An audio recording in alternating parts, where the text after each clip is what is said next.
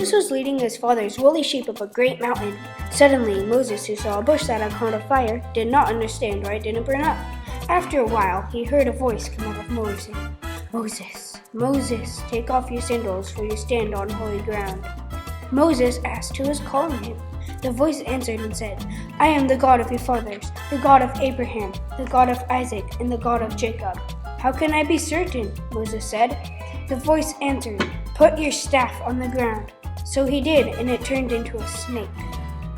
Then the voice said, "Pick it up by its tail." And so he did, and it was his staff again. "Go to Egypt, show the Pharaoh these signs, and tell him to let my people go." Moses went to Egypt. After a long journey of sandstorms and excruciating hot days across a vast desert, he got to Egypt. He demands to talk to Pharaoh. Moses said to Pharaoh, "Let my people go." Pharaoh said no, and so God sent plagues upon the Egyptians that Pharaoh might let his people go.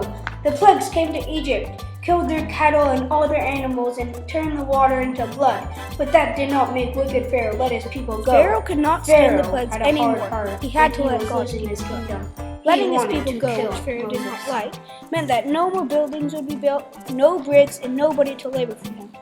The Israelites packed up and started to go to the Promised Land. The Red Sea blocked their way. What would they do now? Pharaoh's army started to come back to kill the Israelites, but God had a marvelous plan. With the breath of his nostrils, he parted the sea, and the Israelites passed through. Miraculously, Pharaoh's army chased them, but God made the sea to close up and drown the Egyptians. The Israelites got through the sea safely, but this was the very beginning of a very long journey.